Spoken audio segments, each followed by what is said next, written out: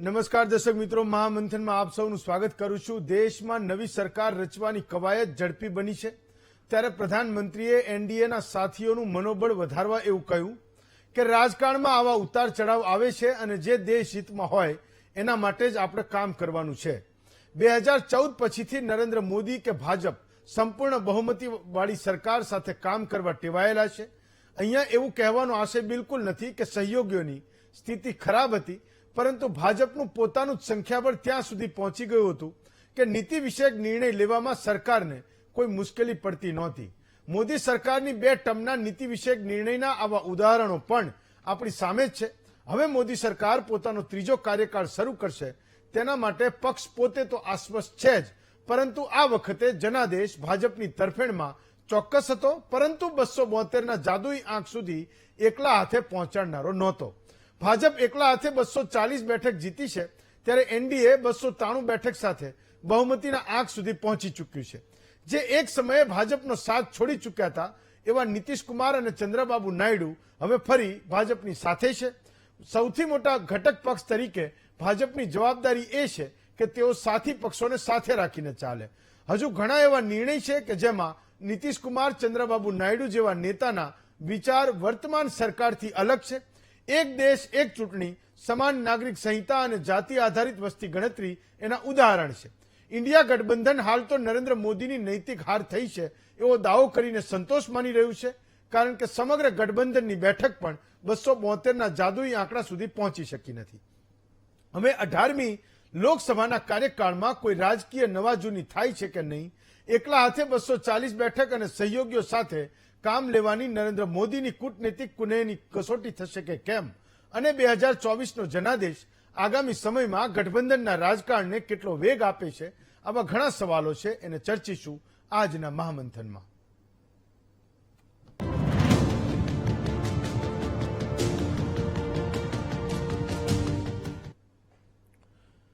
તો જ્યારથી જનાદેશ મારી અને તમારી સામે આવ્યો છે, સોશિયલ મીડિયામાં એક મેસેજ એ ફરી રહ્યો છે। મને અત્યારે યાદ આવ્યું, મેં મોબાઈલમાં જોયું તો મને જલ્દી મળ્યો એટલે હું તમારી સામે એ વાંચું છું।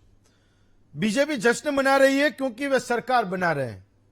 कांग्रेस जश्न बना रही है क्योंकि वे 100 सीटों के पार पहुंच रहे हैं। कदाच बपोरे कोई बनाया हुआ है। सपा राजद जश्न मना रहे हैं क्योंकि उन्हें अपना समर्थन वापस मिल गया है। एनसीपी, एसपी और उद्धव ठाकरे की शिवसेना खुश है क्योंकि उन्होंने सबको दिखा दिया कि वे बॉस है। टीएमसी खुश है क्योंकि उन्होंने अपनी पार्टी को असफल होने से बचा लिया। नागरिक खुश है कि वे जिस भी पार्टी का अनुसरण कर रहे हैं वह खुश है। इससे पहले कभी भी कांग्रेस और बीजेपी दोनों को अपने मुख्यालय में एक साथ जीत का जश्न मनाते नहीं देखा गया। सबसे महत्वपूर्ण, ईवीएम पर कोई आरोप नहीं लगने पर चुनाव आयोग भी जश्न मना रहा है। तो काले आपणे चर्चा करी थी कि જ્યારે ખુદ ઇન્ડિયા ગઠબંધન એ 235 બેઠકો સાથે એક મોટા ગેમ ચેન્જર તરીકે સામે આવ્યું છે, એવા સમયે ઈવીએમ પર એ હવે કદાચ ભારતના રાજકારણમાં સવાલો નહીં ઉઠે। પહેલેથી જો કે કોઈએ સ્ટેન્ડ તો લીધું જ નહોતું, પરંતુ ભાજપની 240 અને એનડીએ 293 પહોંચ્યું તો સીધી વાત છે કે આ વખતે ઈવીએમ પર કોઈએ સવાલ નથી પૂછ્યા। પણ સવાલ એ છે કે જે રીતે રિજિયોનલ પાર્ટીઝ મોટી થઈ આ જનાદેશ પછી લોકોએ એક વાત સ્પષ્ટ કરી કે નાના નાના પક્ષોની પણ જરૂર છે। એ રાજ્યોમાં, ગુજરાતમાં આપણને સીધી રીતે નથી દેખાતું, પણ ઉત્તર ભારત અને દક્ષિણ ભારતમાં હજુ પણ ક્ષેત્રીય જે પણ પક્ષો છે એમનો દબદબો છે, એમના નેતાઓનો દબદબો છે અને જનતાના મનમાં એમની એક મોટી છાપ છે।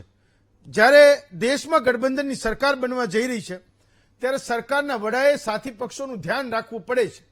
એવા સમયે અત્યાર સુધી ગાજેલા 2 નિર્ણયો જેની હું વાત કરું છું, દેશનો સામાન્ય માણસ પણ એ મોદી સરકાર પાસેથી, પ્રધાનમંત્રી મોદી પાસેથી અને આ એનડીએની સરકાર પાસેથી એ અપેક્ષા રાખતો હશે, જેનો એક ઉલ્લેખ મેં કર્યો।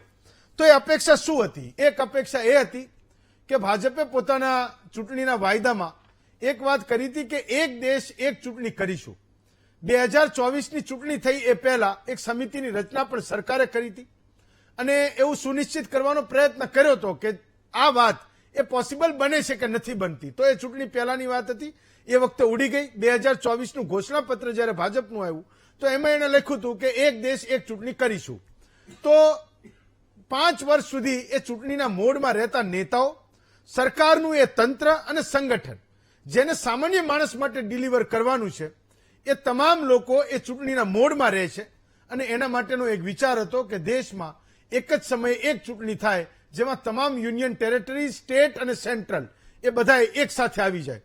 તો જ્યારે ચૂંટણી હોય ત્યારે કાળા નાણાંનો જે વેડફાટ થાય છે એ પણ બધું બંધ થાય, જે માર્કેટમાં આવે છે એ પણ બધું બંધ થાય.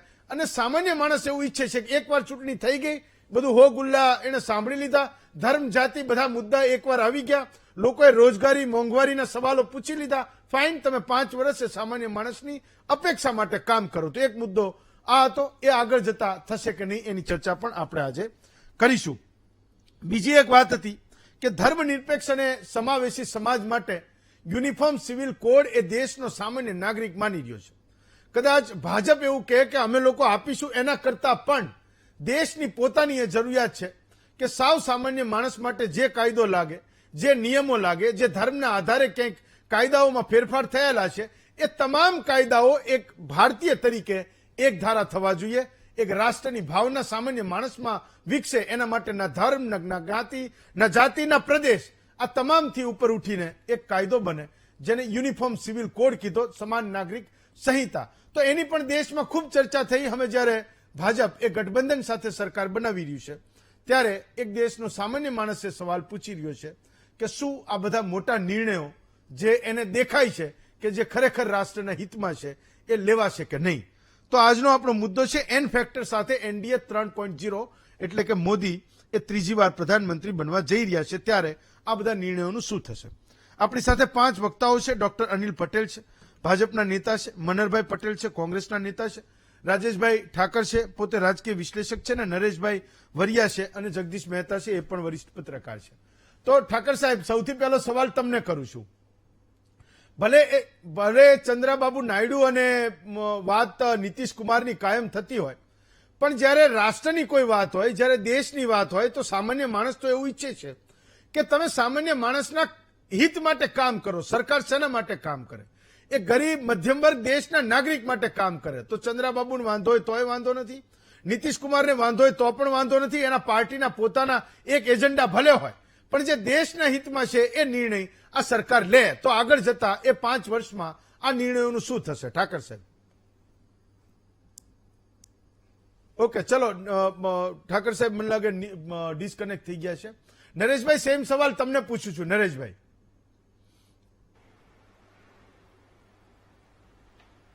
રાજેશભાઈને જે સવાલ પૂછ્યો એ તમને પૂછો. નરેશભાઈ,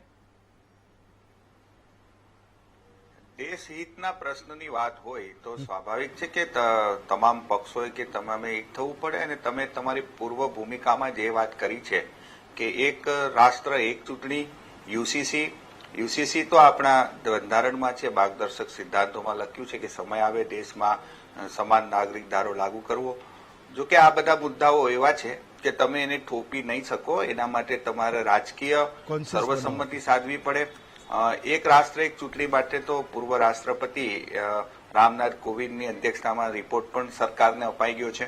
આ આપણે N3 એટલે એનડીએ 3 સરકારની એન ફેક્ટરની અંદર તમે જે આપ્યું છે શીર્ષક, તો એ પ્રમાણે એન નારા ચંદ્રાબાબુ નાયડુ, નરેન્દ્ર મોદી, નીતિશ અને એનડીએ એટલે 4 એન 9 ભેગા થાય છે. અને એની જે આખા એજન્ડા છે સરકારના, કારણ કે ઘણી બાબતો એવી છે કે ભારતીય જનતા પાર્ટી અને એની સાથેના સહયોગી પક્ષ છે એ નીતિશ કુમારનો જેડીયુ હોય કે ટીડીપી, બંનેની વિચારધારાઓ અલગ અલગ છે, બંનેના જે વિચારો છે એ પણ અલગ છે. તો એ આપણને ચૂંટણીમાં પણ દેખાઈ ગયું છે. ત્યારે એમને જે રાષ્ટ્રીય સ્તરેથી જે એજન્ડા લાગુ કરવાનું હશે, જે કંઈ કામ કરવાનું હશે, એના માટે શરૂઆતથી જ એમને એક સર્વસંમતિ સાધવાની એક પહેલી પડકાર પહેલો એ પાર કરવાનો રહેશે. મને ખ્યાલ છે ત્યાં સુધી એક રાષ્ટ્ર અને એક ચૂંટણીની વાત છે તો એની અંદર જેડીયુની સંમતિ છે. અને એમણે તો રાષ્ટ્રપતિને પાછલા દિવસોમાં એમણે ત્યારે હતું તો જ્ઞાપન, એટલે એમને મેમોરેન્ડમ પણ આપ્યું હતું કે અમે આ બાબતે સહમત છીએ. ચંદ્રબાબુ નાયડુનો પક્ષ થોડો જુદું વિચારે છે. કરતા પણ યુસીસીનો જયારે મુદ્દો આવશે ત્યારે હું માનું છું કે એ ભારતીય જનતા પાર્ટીના જે 3 કોર મુદ્દાઓ હતા અને છે કે રામ મંદિર 370ની કલમ નાબૂદી, એમાંનો સૌથી મહત્વની જે બાબત છે એ સમાન નાગરિક ધારાની રહી છે. એ માટે કન્સેન્સમાં બંને પક્ષોને લેવા, કારણ કે એનડીએમાં સૌથી મોટા 2 આ પક્ષો જ છે અને એની ભૂમિકા જ મહત્વની રહેશે. તો એ કઈ રીતે આગળ એને લાગુ કરી શકશે કે કેમ, એ એક મોટો સવાલ રહેવાનો છે. બીજું, મેં વિચારધારાની વાત કરી તો એ આપણને હેમંતભાઈ ચૂંટણીના ચાલુ પ્રચારમાં પણ આપણને એ દેખાઈ ગયું છે અને આપણે જાણીએ છીએ. કારણ કે જ્યારે વિપક્ષે ઇન્ડિયા ગઠબંધને એક બંધારણને મુદ્દો બનાવ્યો ને ઓબીસી એસસી એસટી અનામતની નાબૂદીની એક વાત કરી કે 400 બેઠકો આવશે, બંધારણ બદલાશે, એ મુદ્દા જો કે ચાલ્યા ગયા છે, પણ એને હવે સરકાર બનવાની છે પરિપ્રેક્ષ્યમાં એટલે લેવા પડે. કારણ કે ત્યારે વડાપ્રધાન મોદીએ એક સામે એવો મુદ્દો બનાવ્યો હતો કે આ બધું મુસ્લિમોને અનામત આપી દેવાના છે. એક બંને તરફથી એક પ્રકારે નેરેટિવ ઉભા થયા હતા. આ નેરેટિવમાં ચંદ્રાબાબુ નાયડુ એટલે મહત્વના અંદર પુરવાર થાય છે, કારણ કે એમણે આંધ્રપ્રદેશમાં એનડીએના ઘટક તરીકે એમણે ચૂંટણી લડી, તો ત્યાં એમણે મેનિફેસ્ટોની અંદર 4% મુસ્લિમ અનામતની વાત કરી હતી. તો જે વિચારધારા અને જે વાત ચૂંટણી પ્રચારમાં થઈ છે, મેનિફેસ્ટોમાં કરવામાં આવી છે, તો મને એવું લાગે છે કે આ બધી વૈચારિક બાબતો હશે. અને સાથે હવે તો પહેલા ગઈ ચૂંટણીમાં વડાપ્રધાન નરેન્દ્ર મોદી એટલે ભારતીય જનતા પાર્ટીને પહેલી ટર્મમાં જે બેઠકો મળી 282 અને પછી 303, અને એટલું પણ કહેવું પડે કે નરેન્દ્ર મોદીએ એનડીએની સરકાર ચલાવી હતી. નાના નાના પક્ષો એની સાથે હતો, અનુપ્રિયા પટેલ હોય એને મંત્રી પદ આપ્યું હતું, રામદાસ આઠવલેને આપ્યું છે, એટલે એમણે એનડીએના ઘટકોને સાથે લઈને સરકાર ચલાવી. પણ ત્યારે એને એમની ભારતીય જનતા પાર્ટીની સ્પષ્ટ બહુમતી હતી, એટલે જે પણ કઈ નિર્ણય લેવાના હતા કે જે પણ કશું કામ લાગુ કરવાનું હતું તો એમની પાસે મોકળું મેદાન હતું, એમની પાસે પૂર્ણ બેઠકો હતી. એટલે એનડીએની એને જરૂરિયાત હતી ખરી, પણ એ ચૂંટણી માટે અને જ્યારે તમારે ફેસ કરવાના હોય અમુક સમીકરણો ત્યારે કામ નહીં હતું. પણ સરકાર ચલાવવા માટે નંબર્સની એને કમસે કમ ત્યાં જરૂર પડે એમ નહોતી. ઠીક છે, રાજ્યસભામાં જયારે એમની બેઠકો ઓછી હતી તો વાયએસઆર પણ એમને સહકાર આપ્યો હતો, બીજેડીએ પણ એને સહકાર આપ્યો છે. એ બધી પણ આ તબક્કે બહુ મહત્વની બાબતો બની રહેશે. એટલે જયારે સરકારનું રચવાની વાત ચાલે છે તો સૌથી પહેલો આ પ્રશ્ન થવો એટલે સ્વાભાવિક છે કે સામસામે ચૂંટણી એમના જે વિચારધારા છે એક સગવડિયા ગઠબંધન થયા હતા અને એની પછી ચૂંટણીના પરિણામો આવ્યા છે. અને એનડીએ એટલું પણ સ્વીકારવું પડે કે એનડીએ ચૂંટણી લડી હતી અને આ વિજય થયો છે એની અંદર ભારતીય જનતા પાર્ટીની સાથે સાથે મહત્વનો વિજય એનડીએનો પણ થયો છે. તો એ કેટલું અસરકારક ગઠબંધનની રીતે ચાલશે એ જોવાનું છે. બીજું, વડાપ્રધાને જે પ્રકારે ચલાવી એના કારણે કદાચ એવું માનવામાં આવશે કે નરેન્દ્ર મોદી જે છે આપણને એમનું વલણ ખબર છે, એટલે એમની એક સ્વભાવ છે સરકાર ચલાવવાનો કે જે કરવું એ પૂર્ણ બહુ એક એગ્રેસિવ ભૂમિકામાં એ કરતા હોય છે. કોઈ પણ નક્કી કરે કે મારે આ લાગુ કરવું છે તો કરતા હોય છે. હવે પૂર્ણ બહુમત એમનો ભારતીય જનતા પાર્ટીનો નથી, સહયોગીને સાથે રાખવી એક મજબૂરી છે. એની અંદર એ કેટલા મજબૂત બનીને આખો જે પણ એમના ભારતીય જનતા પાર્ટીના પોતાના મુદ્દા છે કે બીજી તમારી આર્થિક નીતિઓ હશે, ઘણી બીજી બાબતો હશે, ત્યારે એ કઈ રીતેનો ઉકેલ લાવવો એ પણ એમના માટે એક દર વખતે મને લાગે છે કે એમણે નવી રીતે નવી ભૂમિકા અને નવી વ્યૂહરચના કદાચ કરવી પડે. ઓકે ઠાકર સાહેબ, સવાલ એ પણ હતો કે અત્યારે દેશમાં જે સૌથી વધારે ચર્ચા ચાલે છે કે 240 પર ભાજપ રોકાયો, એની સાથે 16 બેઠક અને 12 બેઠક એ બે પાર્ટી મળીને 28 બેઠકો એ ચંદ્રબાબુ નાયડુ અને જેડીયુની થાય છે. તો ઘણી બધી ચર્ચા એ ચાલે છે કે નીતિશ કુમાર બિહારને સ્પેશિયલ સ્ટેટનો દરજ્જો માગશે. ચંદ્રબાબુ નાયડુ માટે એ વાત થઈ છે કે અમરાવતીને માટે કંઈક સેન્ટ્રલ ગવર્મેન્ટ પાસેથી એ સહયોગ માગશે. તો માનો કે કોઈ સ્પેશિયલ સ્ટેટનો દરજ્જો માગે પણ છે તો એ ક્યાં એના પોતાના ઘર માટે માગે છે. એ બિહારના ગરીબ લોકોનું સારું થશે જો કેન્દ્ર સરકાર એને સ્પેશિયલ સ્ટેટનો દરજ્જો આપે છે, કોઈ વિશેષ આર્થિક પેકેજ આપે છે. તો અમરાવતી માનો કે બની તો ચંદ્રબાબુ નાયડુ કંઈ સુરતચંદ્ર જ્યાં સુધી છે ત્યાં સુધી તો એ રહેવાના નથી. એ છેવટે આંધ્રપ્રદેશના લોકોનું પ્રતિનિધિત્વ કરશે. એ અમરાવતી એ કદાચ લોકોની અપેક્ષાઓને સંતોષ છે જો એની એ પાટનગર બનશે તો એમાં એ કેન્દ્ર સરકારને આપવામાં વાંધો પણ શું હોય? છેવટે સરકારોનું કામ તો એ જ છે. તો આમાં મુશ્કેલીની વાત ક્યાં છે? એક 303 અને 240 બંને વચ્ચે શું અંતર છે, શું ફેર પડશે? જો સૌથી મોટું અંતર તો એ છે કે આ જે સરકારનું ગઠન થયું છે એમાં મોદી સરકાર એ અલ્પમતમાં છે અને એનડીએ સરકાર જે છે એ બહુમતમાં છે.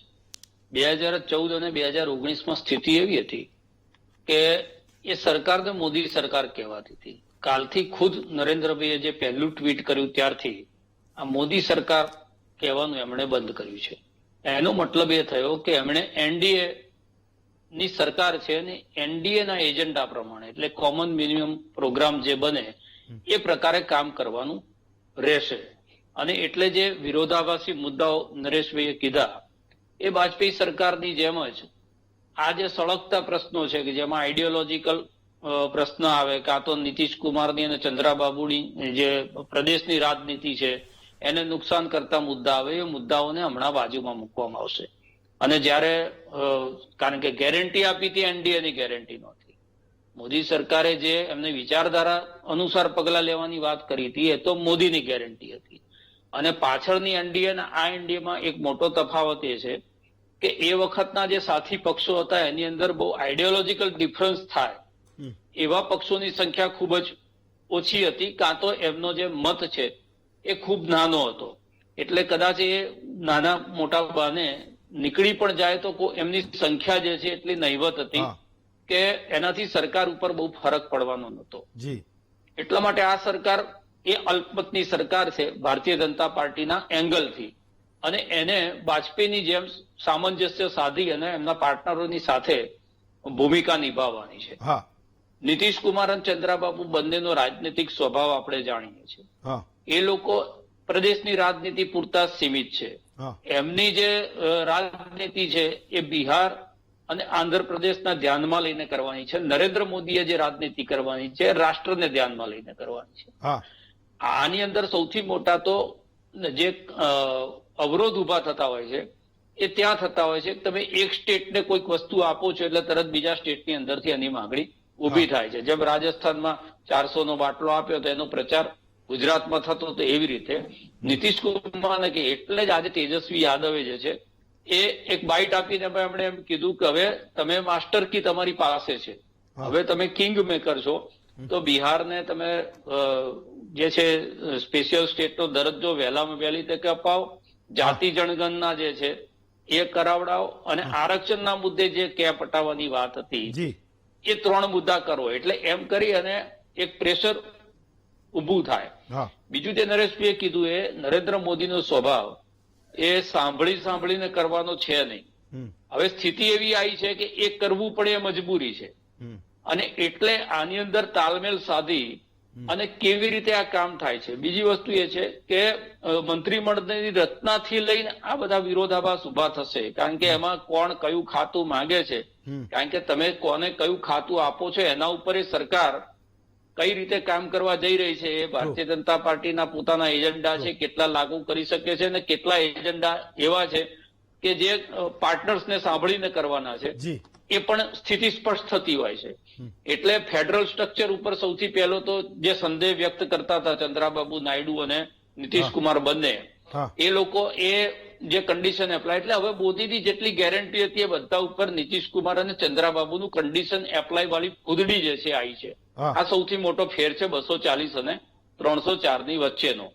એટલે મેં કીધું કે આ જે જનાદેશ છે એનડીએ ને મળેલો જનાદેશ છે. આ જનાદેશ ભારતીય જનતા પાર્ટીને મળેલો કે મોદી સરકારને મળેલો જનાદેશ નથી અને એટલા માટે સૌથી મોટી વાત એ છે કે હવે એનડીએ કે પ્રમાણે ચાલવું પડશે. હવે એમાં 2 જણા હોય 4 જણા હોય 16 જણા હોય કે 12 જણા હોય એ બહુ મોટી એમાં મતલબ રહેતો નથી. આ મોટા ભાઈ તરીકે 240 નો આટલો મોટો મેન્ડેટ છે એટલે સ્વાભાવિક છે કે ભારતીય જનતા પાર્ટી એ સ્ટીયરિંગ વ્હીલ ઉપર રહે પણ ક્લચ અને બ્રેક આ બંનેની ઉપર હવે જે છે માત્ર મોદીનો પગ રહેવાનો નથી. એની સ્પીડ કેટલી થાય એને ક્યારે બ્રેક મારવી આ બધી જ બાબતોની અંદર નીતિશ કુમાર અને ચંદ્રાબાબુની ભૂમિકા જે છે એ ખૂબ જ મહત્વપૂર્ણ રહેવાની છે. એટલે હવે જોવાનું જે છે કે અડધી રાતે જીએસટી લાગુ કરી દેવા જેવી મોકળાશ તમારી પાસે નથી. તમને મનમાં આવ્યું ને કિસાન બિલ જે છે સંસદની અંદર પાસ કરી દેવાની સ્વતંત્રતા તમારી પાસે નથી. તમને ઈચ્છા થઈ અને તમે કોઈ નિર્ણય કરી લીધો અને 370 હટાવી દીધી. આ બધી જ જે બાબતો છે. બીજું સૌથી પહેલું તો એક સેક્યુલર આઈડિયોલોજી અને એક હિન્દુત્વની આઈડિયોલોજી, જી. આ બંનેની વચ્ચે કામ કરવાનું છે. જેમ નરેશભાઈએ કીધું કે એમણે એજન્ડાની અંદર ચંદ્રાબાબુએ 4% મુસ્લિમ અનામત આપવાની વાત કરી, ત્યારે પ્રશ્નો લોકો કરશે જ જી. કે ભાઈ તમે તો એમ કહેતા હતા કે અમારી જોડે છીનવીન મંગળસૂત્ર, ભેંસ ને આન તેન બધું મુસલમાનોને આપી દેવાના છે, હા. તો આ સંપત્તિની અંદર હિસ્સો નથી હિન્દુઓની. એટલે આ બધા જ કોન્ફ્લિક્ટની વચ્ચે Yes. નરેન્દ્ર મોદી એમના જે સ્વભાવ છે, કારણ કે એમનો જે મુખ્યમંત્રી કે પ્રધાનમંત્રી તરીકેનો એમનો જે અનુભવ છે, એમનો જી. કાર્યકાળ છે, એમાં હા. આવી અલ્પમતની સરકારો ની સાથે કામ લેવાનો એમનો અનુભવ નથી. એવું ના કહી શકાય કે એ નહીં જ કરી શકે, પણ એ કેવી રીતે કરે છે એ સૌથી મહત્વનો પ્રશ્ન છે, અને એ આપણે આગળ જોવાનું રહેશે. મનરભાઈ, તો સવાલ એ છે કે અત્યારે દેશમાં જે કંઈ પક્ષો તરફથી વિપક્ષોનો જે એક માહોલ હતો એની વચ્ચે જનતાએ એ કહી દીધું કે ભાઈ ચલો તમને પણ એક મજબૂત વિપક્ષની ભૂમિકામાં એ સરકારની સામે સરકારના પ્રહરી તરીકે એ જનતાએ મૂક્યા છે. જે કંઈ બંધારણ બદલી નાખશે એનો જે એક ડર હતો કોંગ્રેસને અને સાથી પક્ષોને, તો એની સામેનો પણ કદાચ આ મેન્ડેટ છે. હવે તમને એ બંધારણ બચાવવાની જવાબદારી આપી છે. તમે એવું કહો છો કે અનામત એ ભાજપ ખતમ કરી નાખશે, તો એ અનામત બચાવવાની જવાબદારી પણ એ અત્યારે એ કોંગ્રેસ અને એના સાથી બાકીના 25 પક્ષોને આપી છે. તો સવાલ એ છે, છતાં પણ હું માનું છું કે કેટલાક પક્ષોની પોતાની ઈચ્છા હશે કે સરકાર બનાવે, ક્યાંક એ પ્રયત્ન કરે. કોઈ ખોખારીને એવું નથી કહેતું કોંગ્રેસ સિવાય જે સાથી પક્ષો છે કે સરકાર એ એનડીએની બની રહી છે. મોદી એ પ્રધાનમંત્રી તરીકે ત્રીજી વાર શપથ લઈ રહ્યા છે.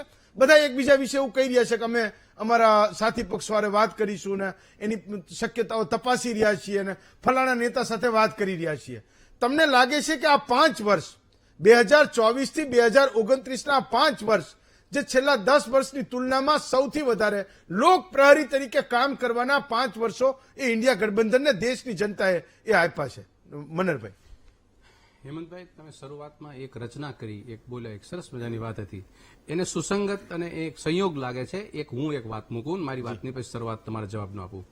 तुम्हें जिसके लिए देश ने चुना वो काम भी करना है, मिले तुमको अगर फुर्सत हमारा घर जलाने से.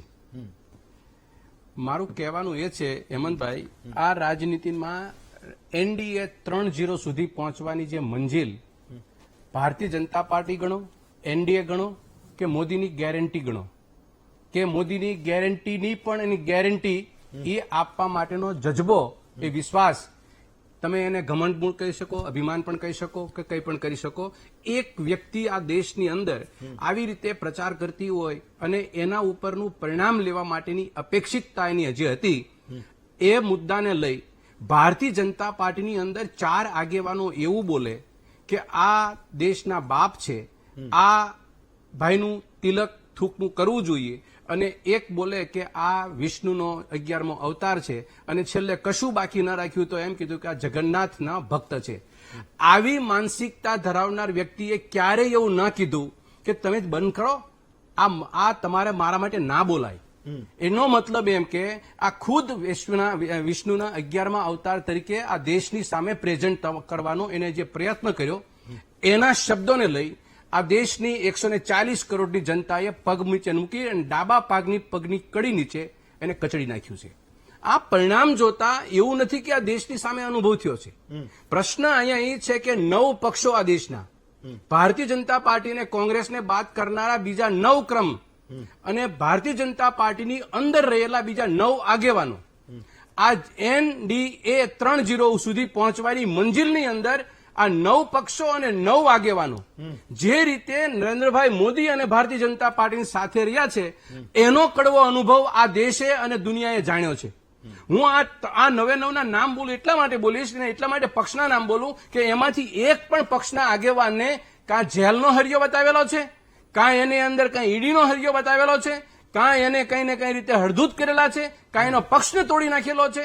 આ ભારતીય જનતા પાર્ટીના એનડીએના સહયોગી લોકો હતા, એનો કડવો અનુભવ છે. એના દહેશતના રૂપે હું વાત કરું છું. તમારા અત્યારના જે વાતના સબ્જેક્ટ લઈને બે જે ટેકો આપી રહ્યા છે એને અનુસંધાને લઈને આપણે ગુજરાતની અંદર વાત કરીએ, કેશુભાઈ, સંજય જોશી, હરેન પંડ્યા, ઉમા ભારતી, શંકરસિંહ વાઘેલા, ડોક્ટર તોગડિયા મુરલી મનોહર જોશી ને એલ કે અડવાણી જે આપણે ગુજરાતમાંથી નેતૃત્વ કરીને ગયા, આ તમામે તમામ આગેવાનની રાજનીતિને પૂર્ણ ફૂલ સ્ટોપ મૂકવાનું કામ માત્ર એક વ્યક્તિએ કર્યું છે, એનું નામ છે નરેન્દ્ર મોદી. નંબર 2, એના પછી પક્ષોનો ખુરદો બોલાવી નાખ્યો અને એ આગેવાનનો ખુરદો બોલાવી નાખ્યો. એ આ 10 વર્ષમાં બન્યું. જે 2014 થી અંદર રાજની અંદર વહીવટ કર્યો દેશનો, એમાંથી ઉદ્ધવ ઠાકરે, નવીન પટનાયક, જગમોહન, માયાવતી, દુષ્યંત ચૌટાલા, જયલલિતા, કે ચંદ્રશેખર અને મહેબૂબા મુફ્તી, એટલા આગેવાનના પક્ષોનો ખુરદો બોલાવી અને એના ઉપરની રાજનીતિ જે બની, એ રાજનીતિ એટલે એનડીએ 3-0. હા, મારું કહેવાનું એ છે, હવે આ બંને આગેવાનો જે જાય છે, એ બંને આગેવાનો માટે પણ ભારતીય જનતા પાર્ટીના શિરમોર બંને આગેવાનોના શબ્દો ટીવીની સ્ક્રીન ઉપર પડ્યા છે. એના માટે કે એ ઓછી આપણે કહેશું તો તેને સમજણ પડી જશે એવું નથી, પણ ચર્ચા જયારે કરીએ છીએ હેમંતભાઈ, ત્યારે ચર્ચાની અંદર ગુજરાત અને દેશના લોકો જેટલું બને એટલું જાણે વાસ્તવિકતા એનો ભાગ છે.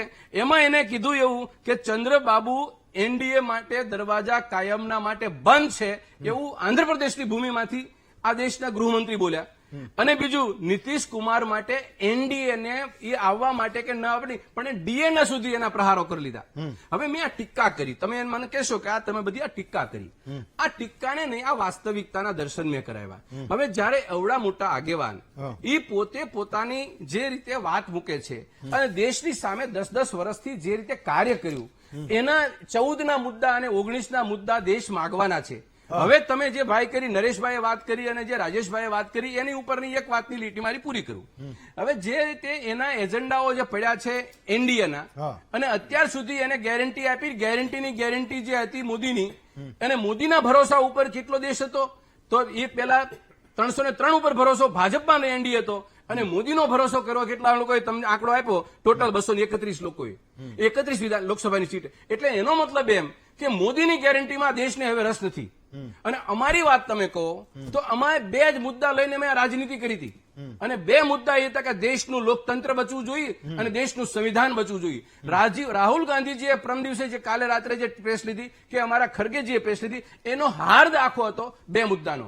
અને એ 2 મુદ્દાની અંદર એમને દેશની જનતાનો આભાર એ માન્યો કે આ જે બંધારણ બનાવવાનું બચાવવાનું કામ અને લોકતંત્ર બચાવવાનું કામ એ ગામના છેવાડાના ગરીબ અને છેલ્લો તબકો હતો, એ લોકોએ કર્યો છું. હું એનો હૃદયપૂર્વકનો આભાર માનું છું. એટલે હેમંતભાઈ, વસ્તુ એ છે કે સરકાર આજે 3-0 થી બને, અમારી તો એના ઉપર અમી દ્રષ્ટિ જ છે, પણ અમારી કીધેલી વાત, અમારા સહયોગી પક્ષોએ કીધેલી વાત, અમે એ મુદ્દાને લઈ આવનારા દિવસોની અંદર અમારો મુખ્ય મુદ્દો હતો કે દેશ બચશે તો આપણે સૌ બચશું, અને દેશને બચાવવો હોય તો સંવિધાન બચવું જરૂરી છે અને દેશનું બંધારણ બચવું જરૂરી છે. ડોક્ટર, તો હું એની વાતથી જે સવાલની શરૂઆત કરું કે વાસ્તવમાં બંધારણ બદલાઈ જવાનું હતું કે અનામત ખતમ થઈ જવાની હતી, કે ભાજપને 240 બેઠકો મળી એટલે બંધારણ બચી જશે ને અનામત બચી જશે, અને ઇન્ડિયાને 235 બેઠકો સુધી સીમિત રહ્યા, કે કોંગ્રેસને 99 બેઠક મળી, જે 52 હતા ત્યાંથી 99 પહોંચ્યા, તો એ બંધારણ બચાવી શકશે અને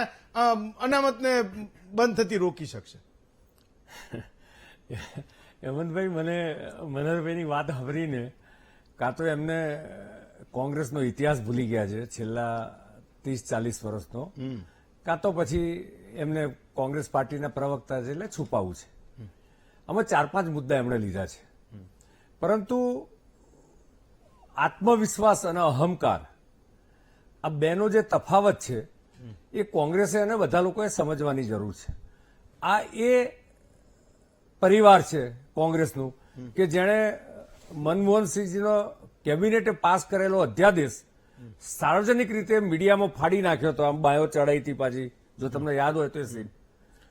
લાલુ પ્રસાદને ચૂંટણી તો એટલે હું ડિટેલમાં જતો નથી કારણ કે સમય ખૂટશે. એમણે બધા બહુ મુદ્દા લીધા છે.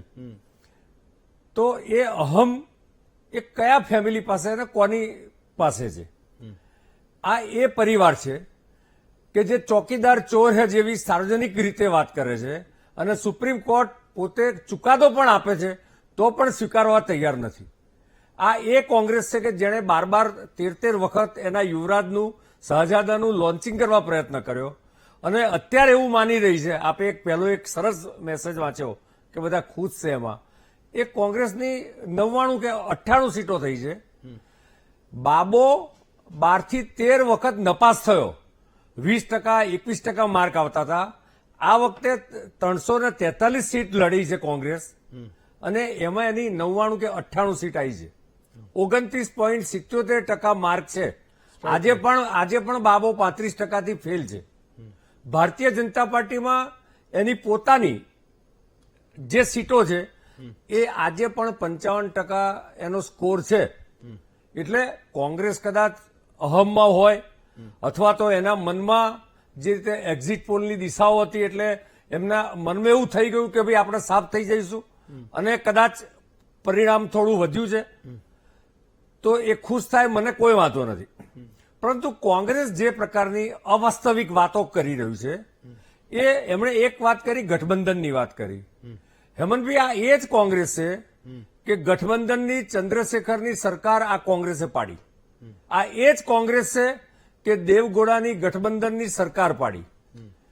અરે ગુજરાતની વાત કરું, શંકરસિંહને સપોર્ટ કરીને ગઠબંધનની સરકાર બનાવી હતી જ્યારે શંકરસિંહ રાજપા કરીને છૂટા પડ્યા હતા ત્યારે પણ આ એ જ કોંગ્રેસે 17 મુદ્દાનું તહોમતનામું શંકરસિંહ સામે આપીને સરકાર પાડી હતી. એટલે કોંગ્રેસ અને ગઠબંધન આ એ જ કોંગ્રેસ છે કે જેના અહમ અને અભિમાનના કારણે દેશમાં પ્રાદેશિક પક્ષોનો ઉદય થયો. આ એ જ કોંગ્રેસ છે કે જેના અભિમાન અને આછકલીના કારણે કોંગ્રેસના જ ખૂબ લોકો હોય, જગન રેડ્ડી હોય કે કોઈ પણ હોય, એવા અનેક દાખલા છે કે જે લોકોએ કોંગ્રેસ છોડીને, મમતા બેનર્જી હોય, બધા કે શરદ પવાર હોય, સંઘમાં હોય, એ લોકોએ પક્ષ છોડીને પોતપોતાની પાર્ટીઓ બનાવી. મને લાગે છે કે કોંગ્રેસે પોતાના ઘરે બાંધવા ઝાંખવાની જરૂર છે. હવે વાત રહી આપનું જે હેડિંગ છે NNNની જે વાત છે, નરેન્દ્રભાઈ, નીતિશજી અને નાયડુ, આ બધાના સરવાળામાં નરેન્દ્રભાઈનો વહીવટ, હું નરેશભાઈ વરિયાએ જે વાત કરી એમની લગભગ બધી વાત સાથે સંમત છું અને એમણે એકદમ પ્રોપર એનાલિસિસ કરીને મૂક્યું છે. પણ નરેન્દ્રભાઈ આ જે 4 N થાય છે ને, NNN+, નરેન્દ્રભાઈની કામગીરી હંમેશા નેશન ફર્સ્ટની કામગીરી રહેશે. એ તમે મારું વાક્ય લખી રાખો. એમની એ પૂર્ણ બહુમતની હતી, 282ની હતી કે 303ની હતી. એ સરકારે નેશન ફર્સ્ટને ધ્યાનમાં રાખીને જ બધા નિર્ણય લીધા છે. એ જીએસટીનો નિર્ણય હોય કે વન નેશન વન રાશનનો નિર્ણય હોય, વન નેશન વન ઇલેક્શનની વાત હોય, તો એમાં તો જે કમિટી બનાવી હતી બધા જ પોલિટિકલ પાર્ટીઓને સાંભળી છે. 2 કે 3 પાર્ટીના અપવાદ સિવાય બધી જ પાર્ટીએ એમાં સંમતિ બતાવી છે.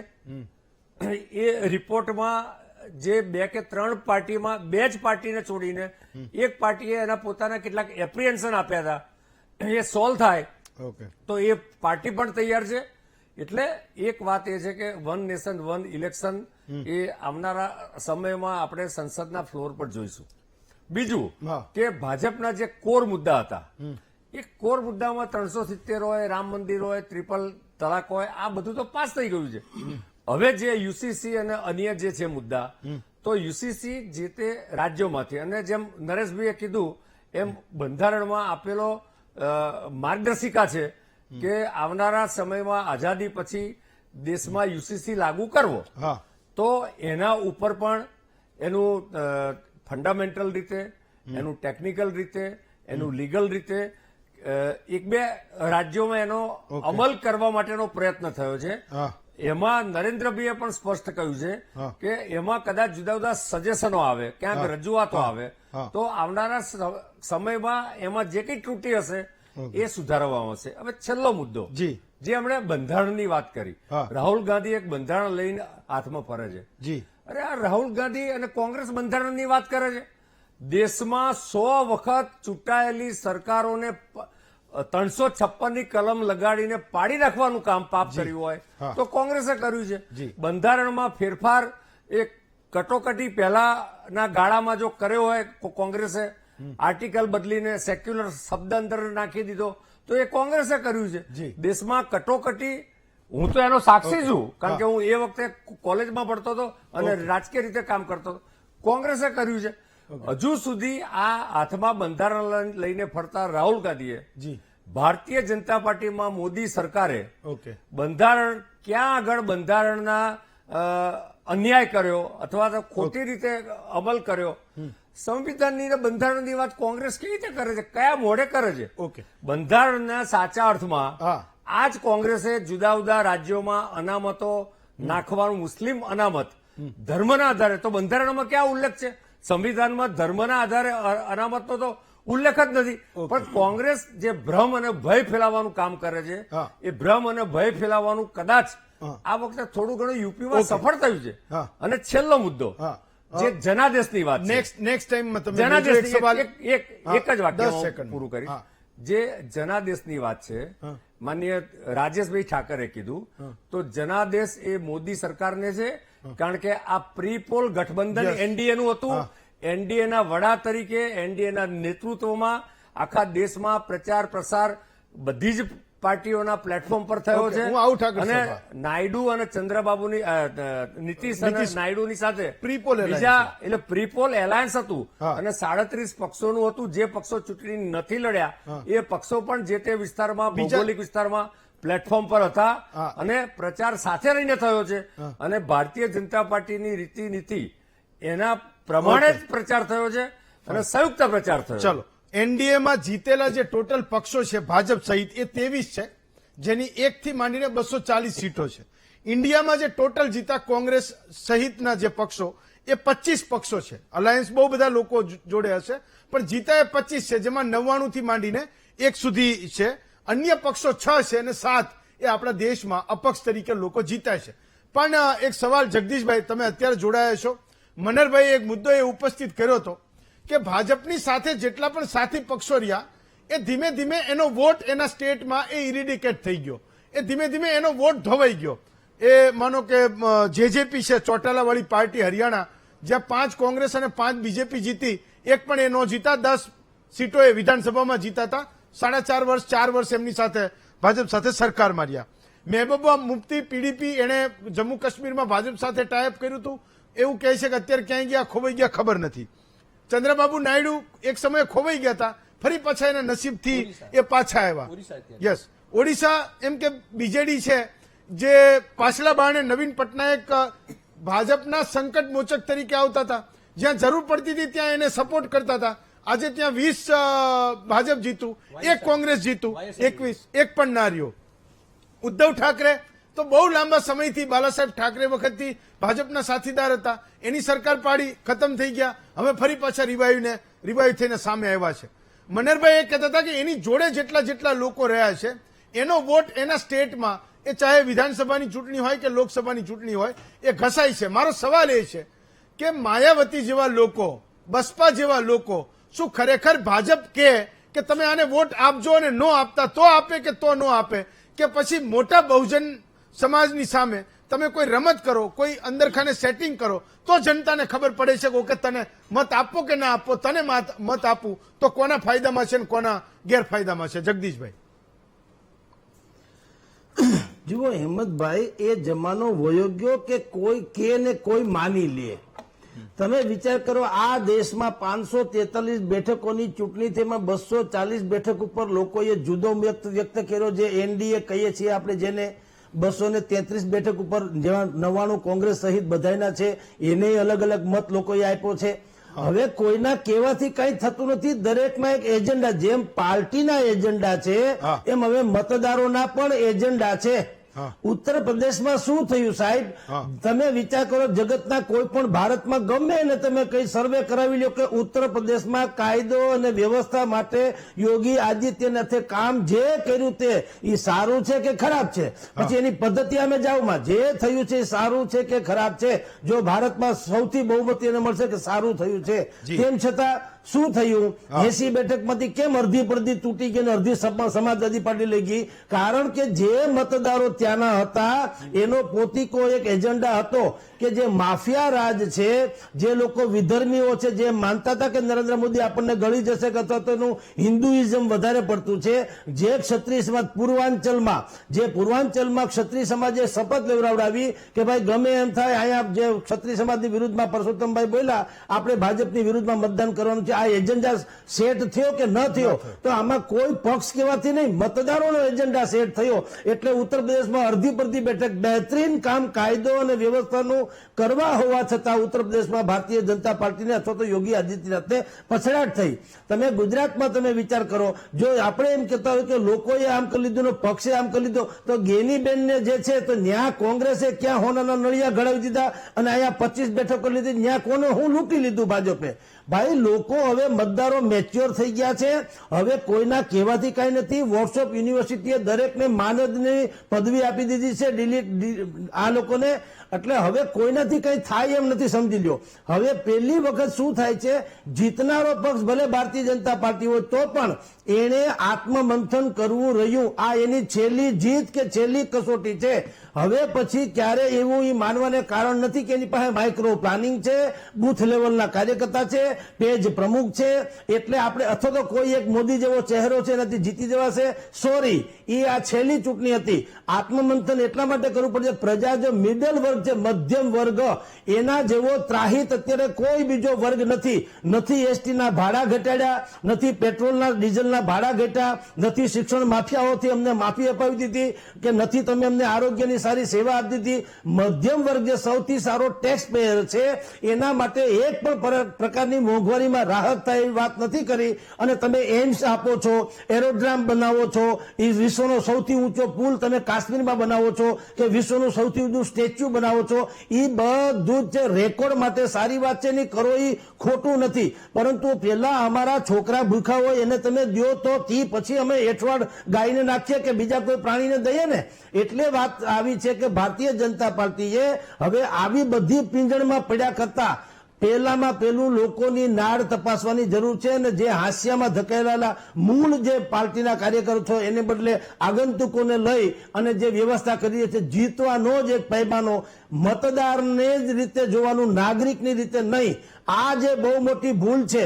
રાજાનો ધર્મ છે કે એને રૈયતને રૈયતની દ્રષ્ટિએ જોવું જોઈએ, નાગરિકની દ્રષ્ટિએ જોવું જોઈએ, મતદારની દ્રષ્ટિએ નહીં. એટલે આપને કહું છું કે કોઈના કહેવાથી કઈ બીજા પક્ષની સાથે જોઈન્ટ થાય એટલે ઓલા ગળી જાય, પણ એ તો પક્ષ ગળી જાય, પ્રજા થોડી ગળી જાય. પ્રજા શું કામ એવું કરે? શિવસેનાને અડધી શું કામ કરતી હતી મહારાષ્ટ્રમાં તૂટી? હાલો હું તમને કહું, ભારતીય જનતા પાર્ટીએ તોડી નાખી, પણ પ્રજા સમજે નહીં. એને ખબર છે કે બાળા સાહેબ ઠાકરેનું જે આખું હિન્દુત્વ હતું એ 916 જેને સોનામાં કહે ને હોલમાર્ક, એવું હિન્દુત્વ હતું. એને ઉદ્ધવ ઠાકરે એ ગીરીમાં મૂકી દીધું. એ મીડા દરેકની ચોખટ ઉપર જઈ જઈને ચરણ સ્પર્શ કરવા, એ ભાઈ અમને બચાવો. તો પેલા તો માતોશ્રીમાંથી બહાર નીકળતા નહીં બાળા સાહેબ ઠાકરે હતા. એને વિધાનસભા કોઈ દી જોઈ નથી, રિમોટ કંટ્રોલથી બધું ચલાવ્યું હતું. અને જયારે જાહેરમાં કહેવું પડ્યું કે અયોધ્યાના ઢાંચો કોને તોડ્યોમાં શિવસેનાનો હાથ છે, તો એ જ બાળા સાહેબ ઠાકરે હતા જેણે કીધું કે જો કદાચ શિવસેના વાળાએ તોડ્યું તો મને એનો ગૌરવ છે. હવે આવું પ્યોર હિન્દુત્વ ક્યાં? એટલે તમે જયારે તમારી પોતાની વિચારધારાને કોરાણે મૂકો છો અને તૂટી ફૂટી જાઓ છો, પછી તમે એમ કહો કે ભારતીય જનતા પાર્ટી તોડી નાખ્યું. સોરી, એ ધંધો હવે પૂરો થઈ ગયો. લોકો બુદ્ધિપૂર્વક બધું જ સમજી ચૂક્યા છે. હવે ક્યાંય ફરેબ ચાલશે નહીં, બીજાનું તો નહીં, નરેન્દ્ર મોદીનું પણ નહીં. ચાલો એક બ્રેક લઈશું. ત્રણેય પત્રકાર મિત્રોએ ખૂબ સુંદર વિશ્લેષણ કર્યું. મે બી આવનારા 5 વર્ષે શું હશે એનો એક ચિતાર તો આપ્યો. અત્યારે ઇન્ડિયા ગઠબંધનની બેઠક હતી. એક સવાલ મેં મનહરભાઈને પૂછ્યો હતો, પણ એની સામે ઇન્ડિયા ગઠબંધનના શું કહીશું આપણે એને ચેરપર્સન જે ખડગેજી છે, એમણે એવું કીધું કે બેરોજગારી સરમુખત્યારશાહી વિરુદ્ધનો આ જનાદેશ છે. બેઠકમાં વર્તમાન રાજકીય પરિસ્થિતિની ઉપર અમે ચર્ચા કરી. જનતાનો આભાર છે અને મોદી વિરુદ્ધની લડાઈ એ અમારી ચાલુ રહેશે. તો એક સ્પષ્ટ સંદેશ છે કે ઇન્ડિયા ગઠબંધન એ વિપક્ષમાં બેસવા જઈ રહ્યું છે. એના સાથી પક્ષોની પોતાની ઈચ્છા હોય કે ના હોય, એક વાત એ સ્પષ્ટ એ કોંગ્રેસના નેતાએ, રાષ્ટ્રીય પ્રમુખે પણ એ સ્પષ્ટતા કરી છે. બ્રેક લઈએ, બ્રેક પછી પાછા આવીએ.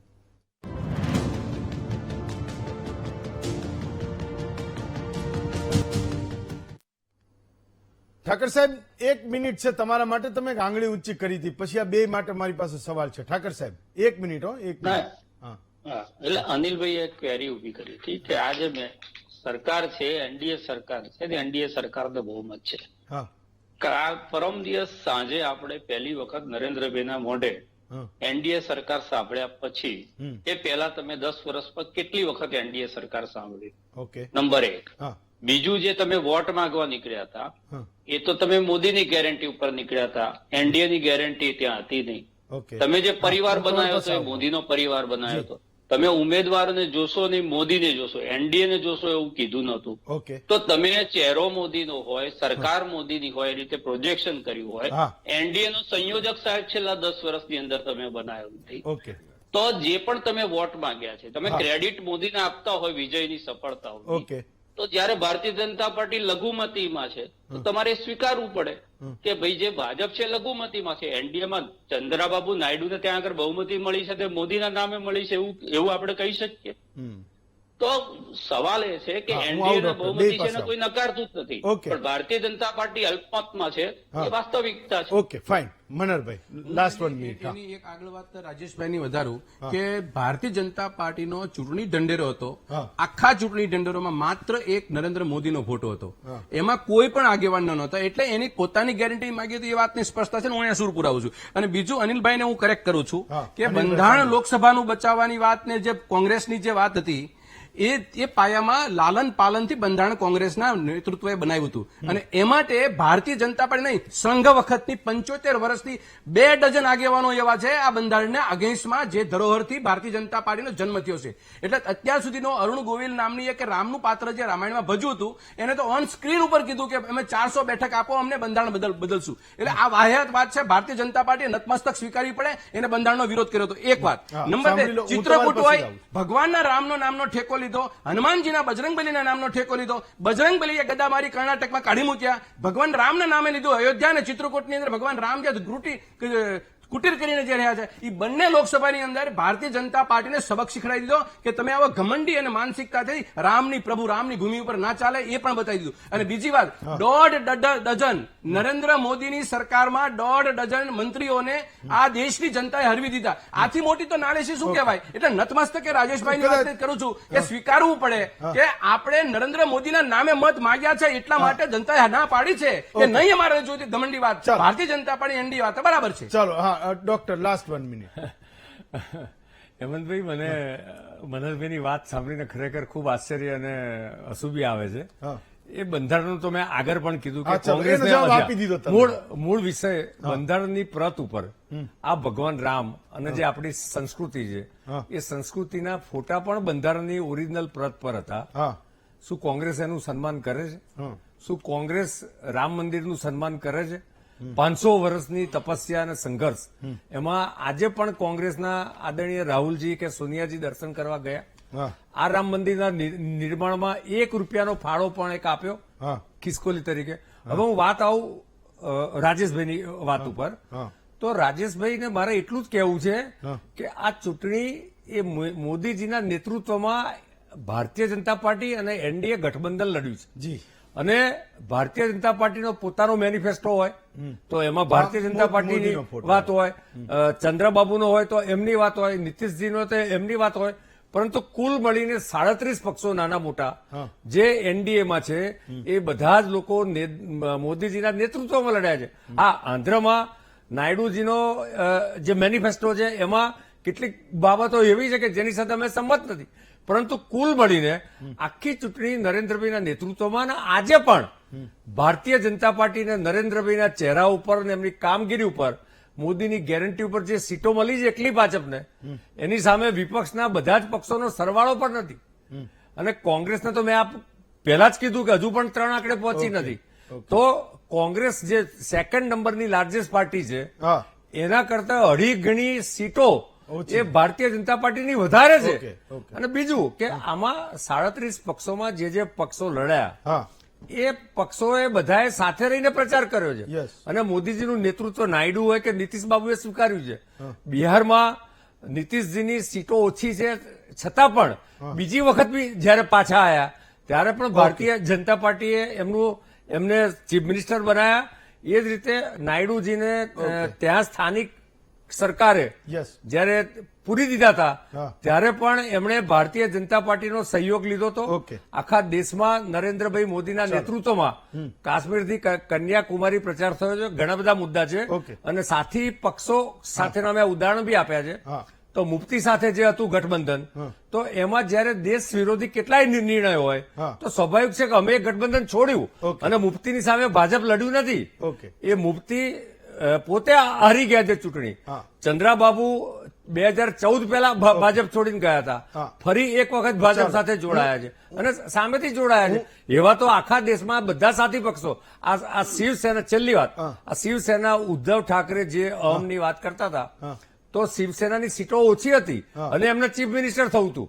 આજે 23 સીટો લોકસભાની લડ્યા, હા. એ શિવસેના 9 સીટ પર આવીને ઉભી રહી. ઓકે. ગઈ વખતે ભાજપ સાથે લડ્યા હા, ત્યારે 18 સીટો આવી હતી, જીતા. ખાલી એક જ સીટ એમની ગઈ છે. ચલો, હું એવું માનું છું ડોક્ટર મનહરભાઈ અને ત્રણેય વડીલ મિત્રો કે એક સામાન્ય માણસ તો એવું ઈચ્છતો હોય છે કે તમે એનડીએ હો કે ઇન્ડિયા હો, કોંગ્રેસ હો કે ભાજપ હો, આ નેતાને મનાવો, ઓલો નેતા નથી માનતો, તમે એની સાથે બેઠક કરો, દિલ્હીમાં બધી બહુ હાઈ લેવલની બેઠકો થાય. સામાન્ય માણસ એવું ઈચ્છે છે કે સરકારનું એક સામાન્ય માણસના જીવનમાં દખલઅંદાજી બિલકુલ ઓછી હોય. એના પોતાની અપેક્ષાએ એ સરકાર રોજે રોજ, પળે પળ, એક ક્ષણે ક્ષણ એ હંમેશા કામ કરતી રહે. પાંચેય વક્તાઓનો ખૂબ ખૂબ આભાર માનું છું. આવતીકાલે વધુ એક નવા વિષય સાથે ફરી મળીશું.